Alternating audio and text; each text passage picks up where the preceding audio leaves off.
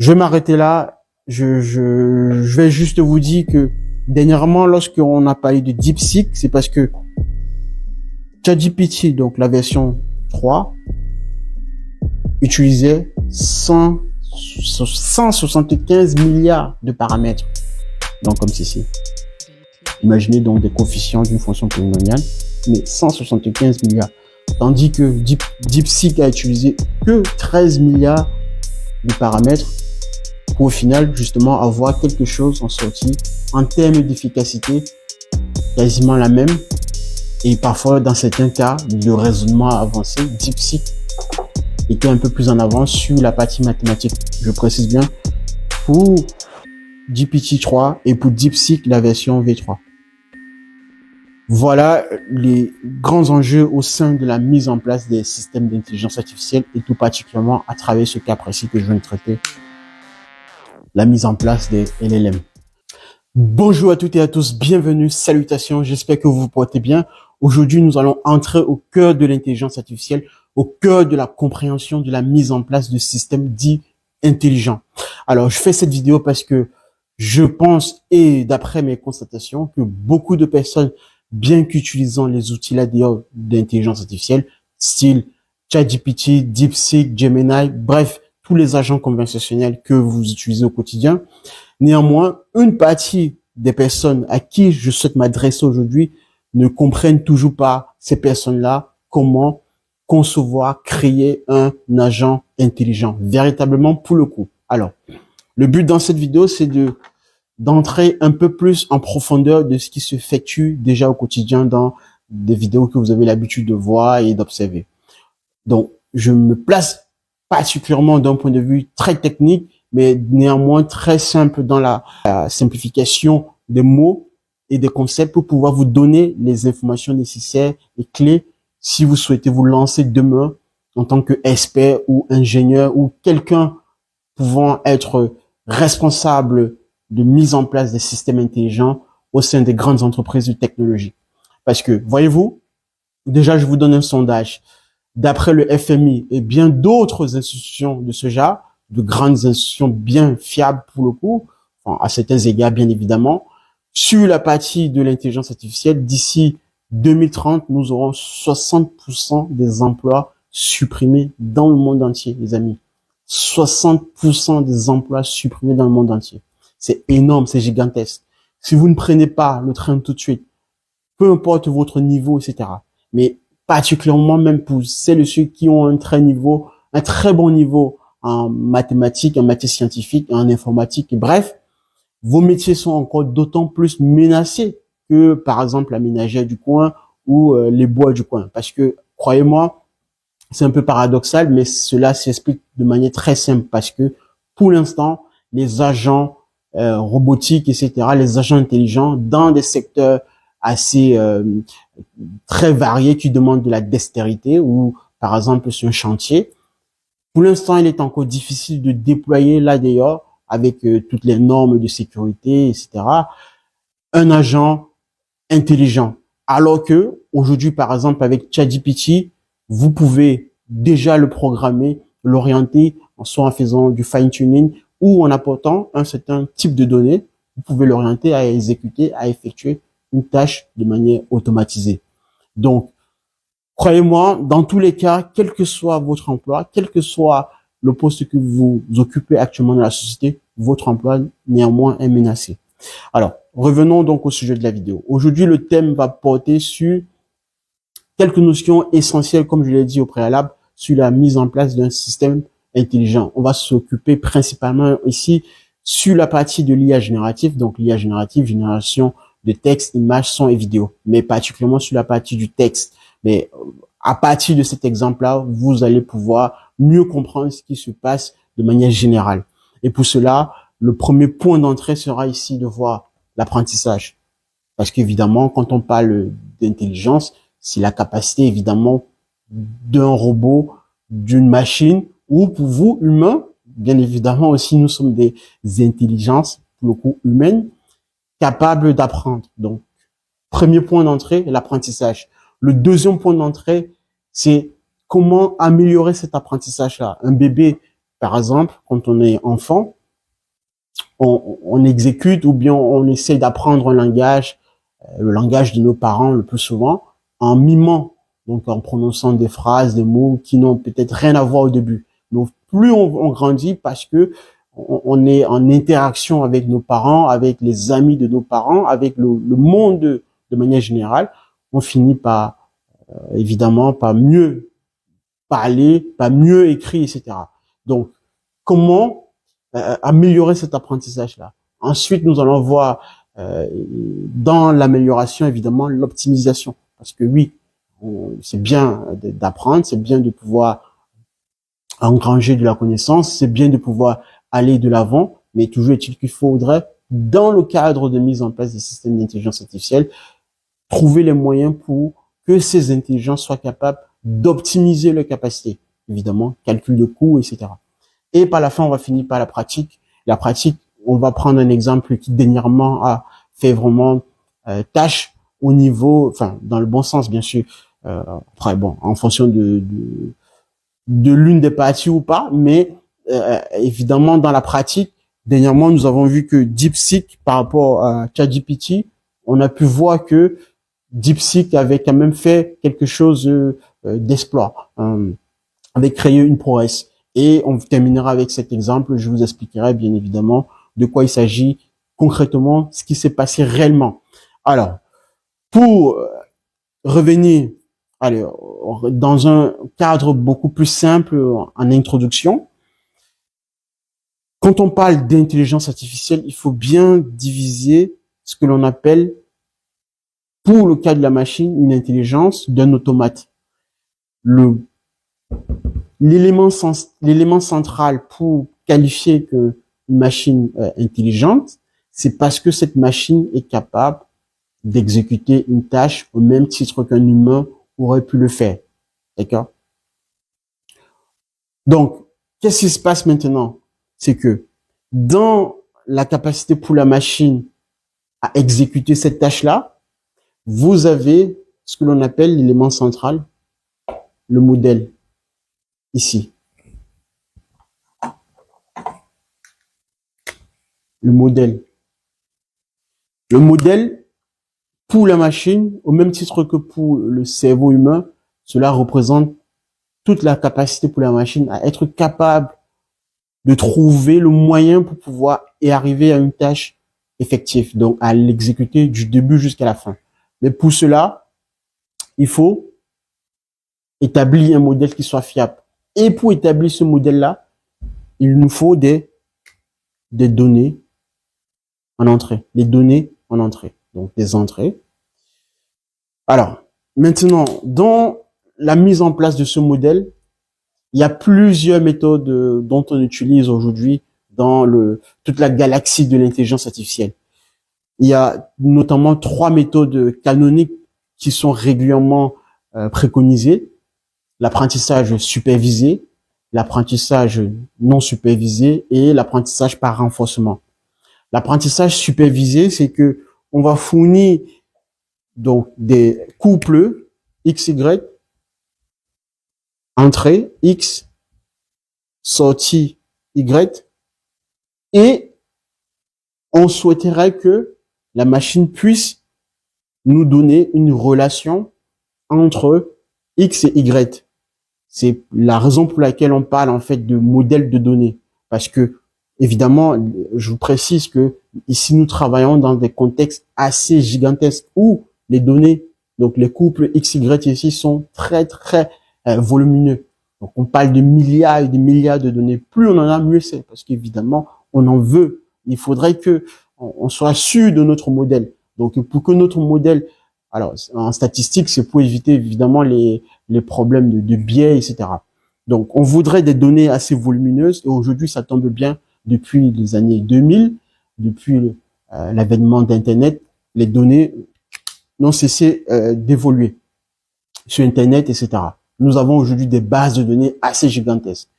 Et à côté de cela, nous avons aussi la puissance de calcul, donc des data centers. Donc cela nous reconforte à aller pouvoir estimer un modèle fiable.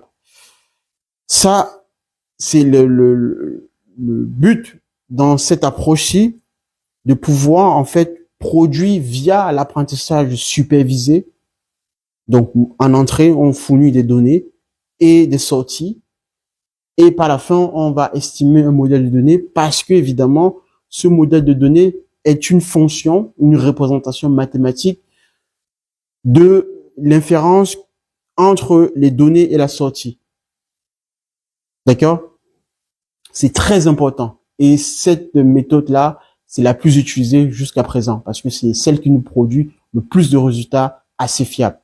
Je vous ai dit dans une seconde partie qu'il y a également l'apprentissage non supervisé où là, on va simplement laisser à la machine le soin de regarder uniquement les données et à elle-même de produire des patterns, des motifs, toujours un modèle, mais uniquement qu'en observant les données. Cette tâche-là correspond particulièrement sur des parties telles que le clustering, etc.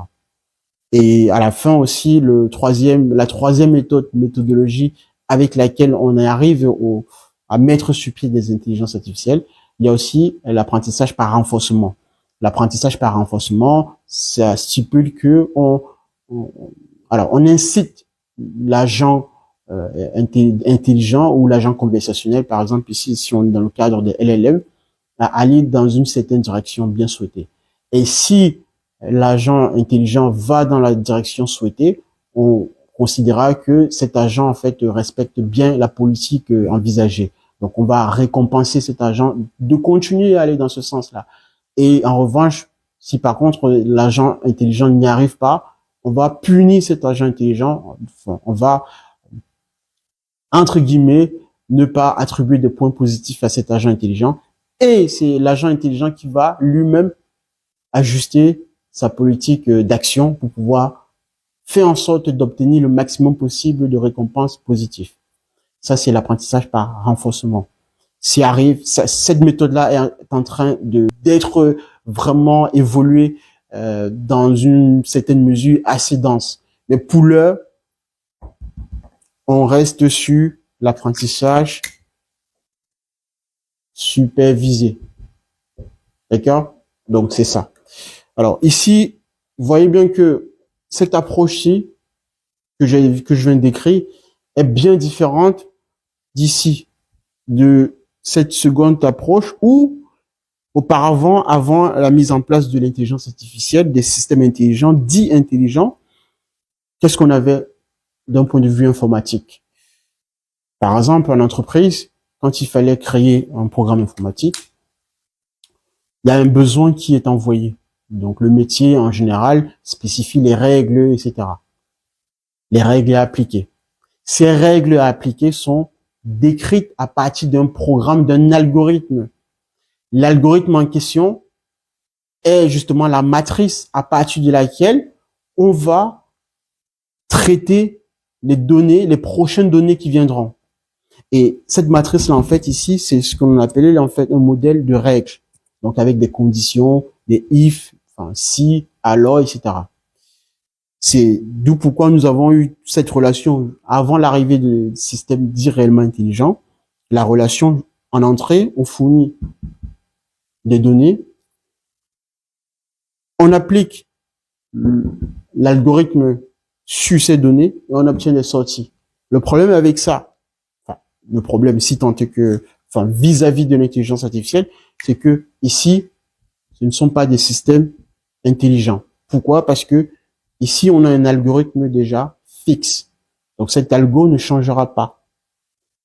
Une fois qu'il a été écrit, parce que, évidemment, les experts sur le terrain savent de quoi est le comportement du besoin de la machine ou du comportement qu'on souhaiterait voir en réalité. Donc, là, c'est un programme informatique bête et méchant avec des conditions, etc. Donc, nous, ce qui nous intéresse, c'est l'intelligence artificielle. Alors, après, on pourrait égoter sur cette dénomination, est-ce que c'est réellement intelligent, etc. Pour le moment, ce n'est pas le cadre de cette vidéo. J'en reviendrai là-dessus sur d'autres exemples. Alors, donc, revenons à notre méthodologie apprentissage supervisé via ces systèmes. Donc, couple XY en entrée, donc les données en entrée et sortie. Et nous avons une estimation d'un modèle qui est donc le cœur de ce qui nous intéresse. Maintenant, notre modèle, alors je viens de terminer ici sur la première partie apprentissage. Maintenant, on va passer sur l'amélioration de cet apprentissage-là. Pour vous donner un exemple, c'est quoi par exemple? C'est que vous prenez un véhicule autonome, enfin, un véhicule que l'on souhaite rendre autonome. Donc, ok. Vous prenez un véhicule que l'on souhaite rendre autonome. À partir du modèle de l'apprentissage supervisé, ce que l'on va faire, c'est récupérer, par exemple, des couples, donc entrée, sortie, des images du code de la route, des images des piétons, des images de toute trace en fait, des accidents par le passé, de l'historique, etc. Et on va taguer ces images-là. Donc images, ça peut être aussi des sons. Par exemple, si sur la voie publique, en général, il y a du bruit. Donc ça aussi, ça fait partie des données. Bref, on récupère tout ce qui est possible, tout ce qui est susceptible de faire partie de la donnée, vous récupérez. Et vous allez maintenant taguer ces données-là, images, sons, etc. avec un nom bien spécifique. Donc, comme je vous ai dit tout à l'heure, s'il y a du bruit, ça fait partie de la catégorie en sortie du son. Parce que les piétons font, les voitures, etc., bien évidemment, font du bruit. Vous prenez également donc les images, les panneaux de signalisation, toute la signalétique. Vous indiquez en quoi est-ce que cela correspond. Est-ce que ça c'est un panneau stop? Ok. Est-ce que c'est un panneau il faudrait ralentir? Bref, vous récupérez toutes ces feux signalétiques, vous les taguez.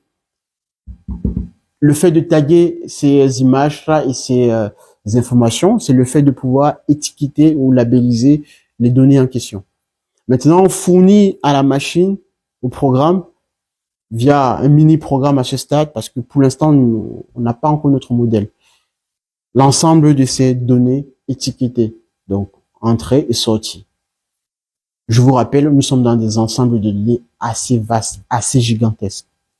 Qu'est-ce qui va se passer? C'est que statistiquement, vous allez voir une distribution mathématique qui, à peu près, va se diriger dans un sens. Bien sûr, ça, c'est le travail des concepteurs à la base. C'est le travail des experts en intelligence artificielle. Par exemple, les ingénieurs machine learning, etc. Donc, à travers des techniques mathématiques de distribution de la donnée, d'observation, on va pouvoir, dans un premier temps, faire une hypothèse sur le modèle qui correspondrait le mieux à notre distribution de données. D'accord? Par exemple, je vous donne un exemple. Imaginons, sur un ensemble ici, de un repère XY orthonormé, ok? Nous avons cette distribution. Par exemple. D'accord? Imaginons que nous obtenons, à travers donc les couples XY que je vous ai présenté tout à l'heure, la projection dans un espace vectoriel comme ceci, enfin de 2 dimensions tout simple, cette projection. Mathématiquement, le but c'est de pouvoir trouver l'hypothèse qui correspondrait la mieux à la représentation de ces données en question. Ici, on pourrait dire que l'ensemble de ces données, il y a une courbe mathématique qui fait ça, par exemple, parce que ça passe par le plus de nombre de points que j'ai représentés sur ce tableau. Le problème aussi, c'est que certains me diraient, et bien évidemment, et à juste titre, mais il y a ces autres données en question. Alors, ça, c'est ce que l'on appelle le fait de ne pas être capable, parce qu'on n'est pas dans des théories parfaites, de trouver un modèle parfait. Le modèle parfait n'existe pas.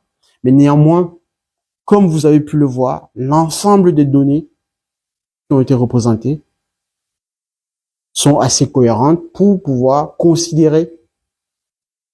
Alors, on peut aussi avoir, hein, bien sûr. On peut aussi avoir cette courbe-ci, par exemple.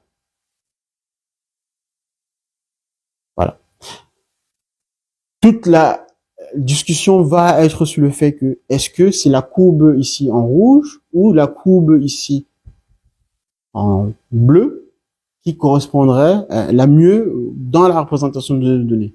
Alors, lorsqu'on est dans certains champs mathématiques assez bien précis, sur des fonctions continues, etc., on prendra la courbe ici en rouge. Je reviendrai là-dessus parce qu'évidemment, pour des calculs de valeurs, en x par exemple ici, on va considérer que il existe une seule valeur unique y0 et non considérer que pour le même point. Donc ça c'est, alors j'aurais dû mieux prendre comme ceci, voilà.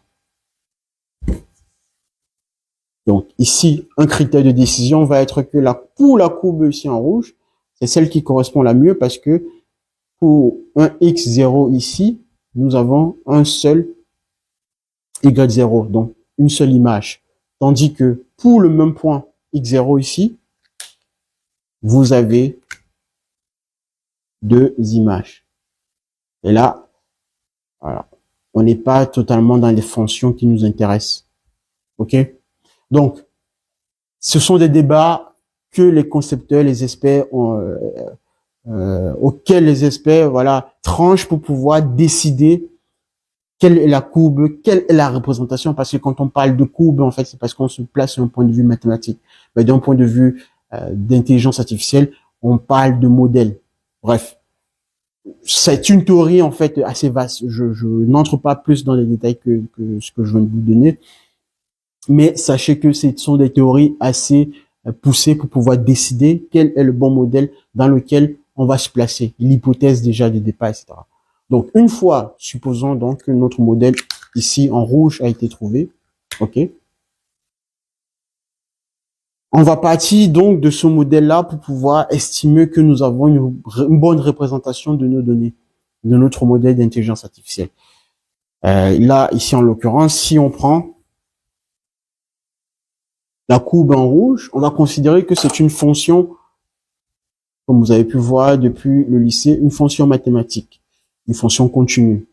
Cette fonction-là, il faudrait que pour les prochains autres points auxquels on va soumettre l'application à cette fonction, il faudrait que cette fonction, en l'occurrence, continue à respecter la distribution des prochains points dans l'espace vectoriel donné. Et pour cela, écoutez très bien ceci.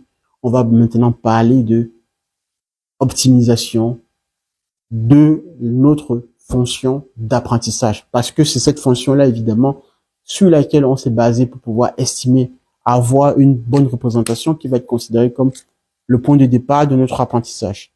Pour l'apprentissage, une fois donc la fonction définie, on va peut-être prendre, considérons que c'est une fonction mathématique simple du style polynomial, donc a, n, x, n, plus bn. Alors, je vais prendre quelque chose de plus simple en même temps. Alors, admettons, vous avez une fonction très simple, ax au cube plus bx carré plus c. OK? Très simple, c'est vraiment à titre illustratif. Le but, c'est que, donc c'est une fonction polynomiale de troisième degré. Donc, ici, le degré le plus haut, c'est 3. J'aurais pu rajouter ici x, c'est x plus d. Voilà, pour être plus complet. Alors, là, maintenant, ce qui se passe, c'est quoi? Cette fonction, quand on la représente, vous la représentez, c'est assez très simple, ok? Vous avez ici des coefficients a, b, c, d. Ce sont donc les paramètres de la fonction. En fonction de a, b, c et d, la fonction n'aura pas la même représentation dans l'espace vectoriel que j'ai l'espace de dimension 2 que j'ai montré tout à l'heure. C'est que vous pourrez avoir des fonctions comme ceci. Alors, peut-être pas exactement de ce type de degré, mais imaginons, selon les valeurs que vous avez données à A, B, C, D, pour un couple donné, vous allez avoir des fonctions qui n'ont pas du tout les mêmes amplitudes. Mais la forme, évidemment, pourra être à peu près similaire. OK? Etc. Bon, je n'ai pas assez de place, mais vous voyez. Le but, c'est quoi? Le but, c'est de pouvoir trouver les bons paramètres A, B, C, D simultanément. Je précise bien simultanément pour pouvoir conjecturer de manière globale toutes les données qui viendront par la suite, en fait, dans le futur, lorsqu'on va déployer notre système d'intelligence artificielle. Et pour cela, il y a ce que l'on appelle justement la notion du gradient et optimisation à travers ce que l'on appelle la fonction de PET.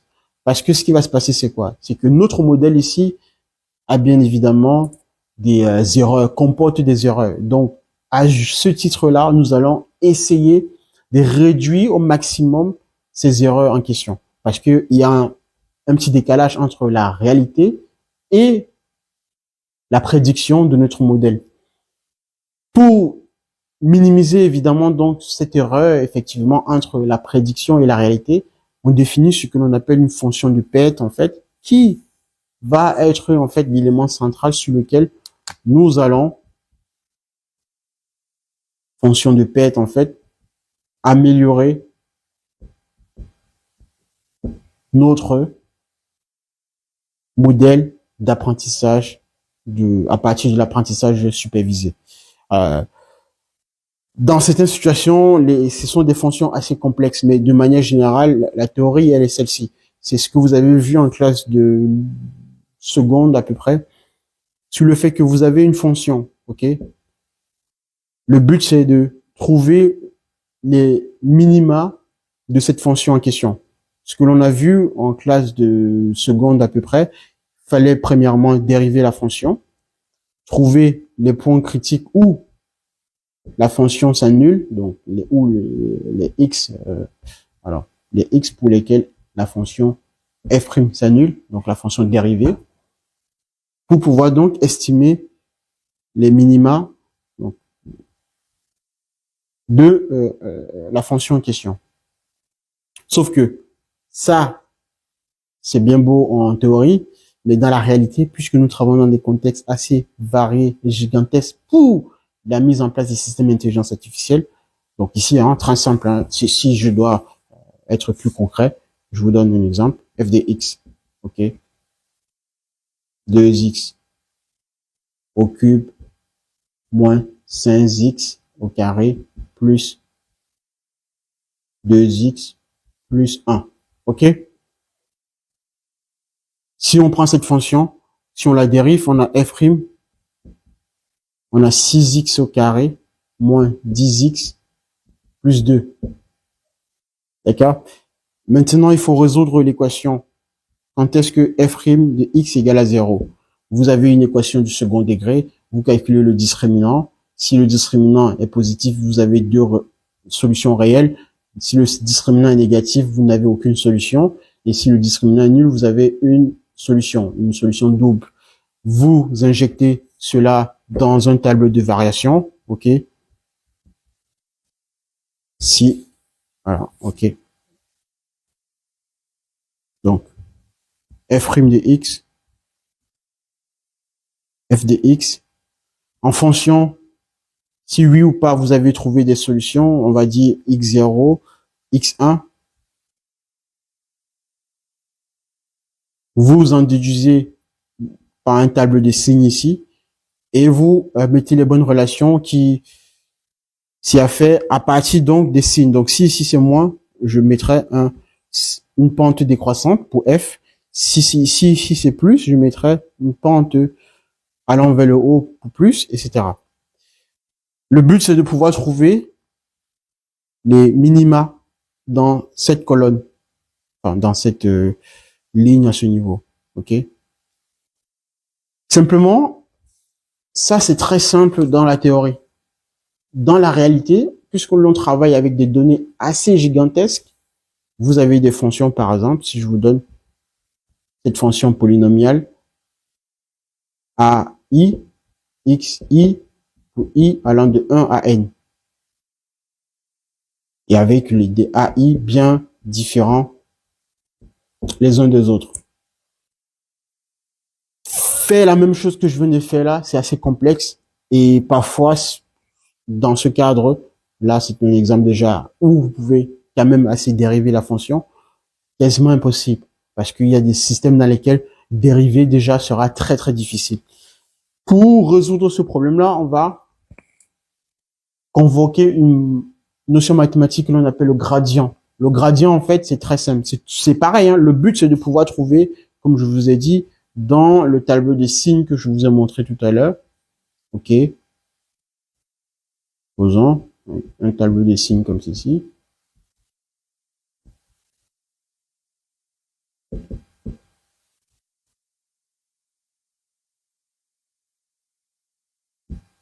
Ici, vous avez ici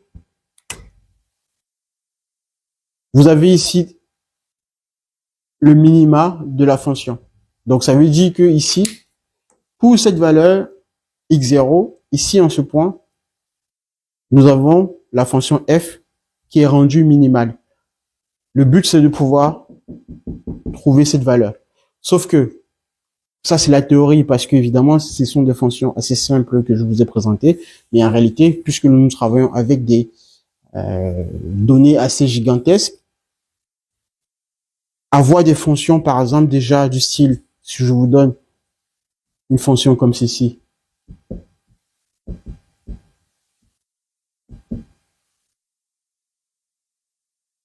ok,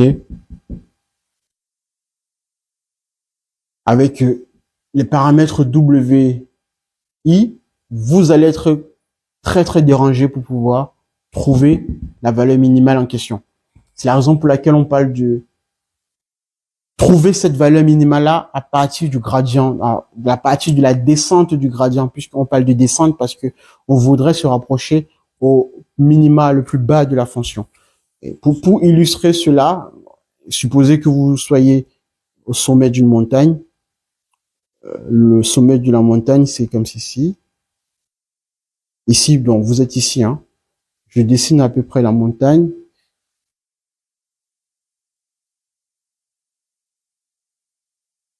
OK.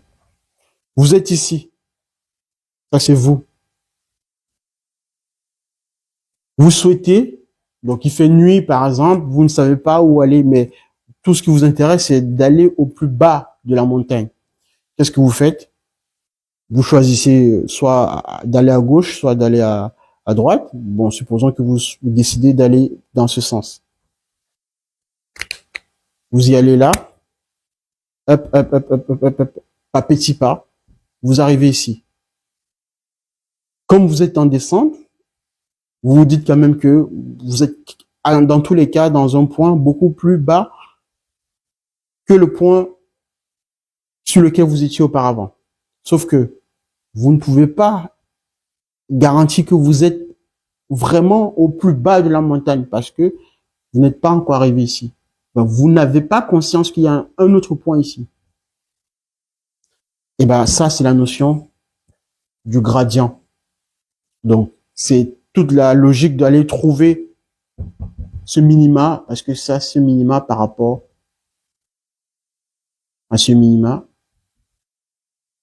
c'est ce point-ci qui nous intéresse. Et ce point-ci est essentiel pour pouvoir minimiser la fonction de PET. Je vous ai dit, la fonction de PET, c'est parce que justement, on estime que notre modèle n'étant pas parfait, donc contenant des erreurs, donc à ce stade, donc nécessite des optimisations. Le but, c'est de pouvoir réduire l'écart entre les valeurs de sortie réelles et les valeurs de prédiction. Donc, il faudrait que ça, donc, pour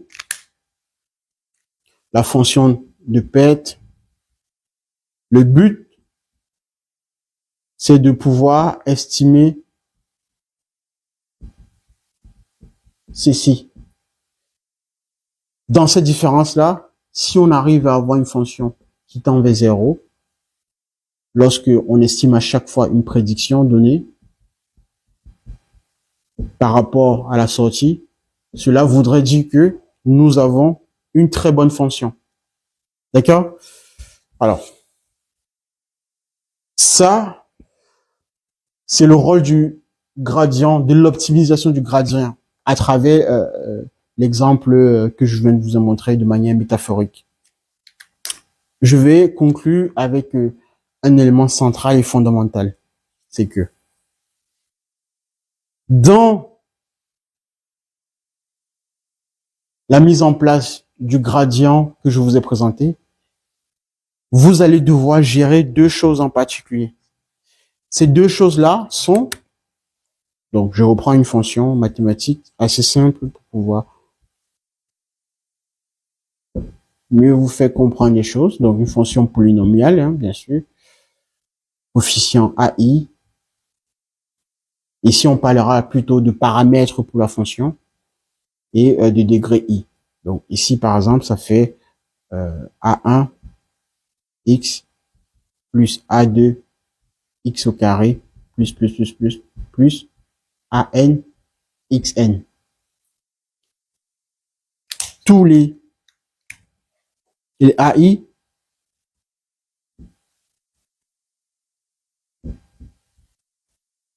doivent être calculés, estimés de manière à avoir une bonne fonction de perte qui, évidemment, fait en sorte que la sortie, donc les sorties réelles, les valeurs auxquelles on souhaite s'attendre en sortie, et la prédiction du modèle, que ces deux valeurs-là, en fait, soient égales. Tout le but, justement, c'est de pouvoir gérer, calculer ces paramètres ici en sortie. Là, vous voyez, pour les modèles de grand langage, on a des paramètres qui vont au-delà du milliard.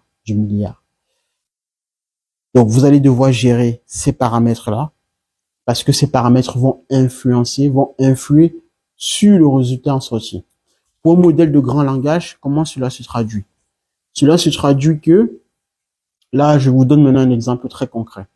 Ici, vous avez dans le vocabulaire, alors, un LLM, donc ce qu'on appelle un LLM, un Large Language Model, donc un grand modèle de langage, c'est de pouvoir estimer la probabilité d'un mot dans une séquence de mots. Et cette estimation, justement, à travers toute la théorie que je vous ai présentée tout à l'heure, doit être basée sur une distribution de probabilité parce qu'évidemment, le modèle a été entraîné sur des grands volumes de données, de phrases, de textes, de publications, d'articles, etc. Cette prédiction, comme je vous ai dit, lorsqu'on a entraîné le modèle, on a obtenu ce qu'on appelle une fonction de perte. Cette fonction de perte a été optimisée à travers la méthode du gradient, de la descente du gradient, donc de pouvoir estimer le plus riche possible, justement, donc rendre la perte égale à nulle. D'un autre côté, on parle aussi de rendre l'objectif lorsque la perte est égale à un temps quasiment vers 0, parce que ce n'est jamais égal à 0. Mais lorsqu'on est capable de rendre une fonction de perte très proche de 0, cela voudrait dire que notre objectif est en train d'être atteint. Et donc, on parle de fonction aussi objective dans l'autre sens, qui est vraiment optimisée. Et dans cette optimisation, cela voudrait dire que les probabilités que le modèle va générer en sortie, ces probabilités sont assez fiables pour la séquence de mots en question. Donc, pour une phrase donnée, pour le modèle de langage, ce n'est qu'une distribution, une phrase, ok? C'est une distribution de mots déjà, voilà. Le mot 1, le mot 2, etc. Le mot N. Le but, c'est de pouvoir trouver les bonnes distributions de probabilité de chacun des mots de la séquence pour que l'ensemble soit cohérent. C'est ça le but. Donc, le rôle principal d'un grand modèle de langage, d'un LLM. Je vous donne un exemple. Maintenant, dans un LLM, il y a ce que l'on appelle donc le vocabulaire. Le vocabulaire, c'est l'ensemble des mots. Alors, quand on parle de mots ici, on parlera plutôt de tokens. Je reviendrai sur cette notion. C'est l'élément le minimal plutôt, qui représente ce que l'on appelle un mot pour le vocabulaire en question. Ici, si on prend ce vocabulaire, donc qui contient chat, chien, oiseau, poisson, souris, ok, on essaye de prédire par la machine quel est le mot qui correspond ici dans cette phrase. Le mange du fromage. Alors, lorsqu'on regarde ce vocabulaire qui est très minime, justement, pour vous faire bien comprendre le but des LLM, c'est de pouvoir, dans un cas où la machine a réussi à bien prédire le mot ici à l'intérieur, on va dire que le mot, c'est plutôt en observant les probabilités. Regardez bien, probabilité du mot chat, probabilité du mot chien, probabilité du mot oiseau, probabilité du mot poisson et probabilité du mot souris. On regarde quelle est la probabilité la plus haute en sortie que le modèle nous a fournie. Quand on observe, c'est 0,6. Et 0,6, c'est la probabilité du mot lié à chat. Alors, remplaçons. Donc, si on met chat, on relit la phrase, le chat mange du fromage. Cette phrase est cohérente. Donc ici, on va considérer que notre modèle a réussi à bien prédire un score de probabilité très correct. Enfin, correct, tout simplement.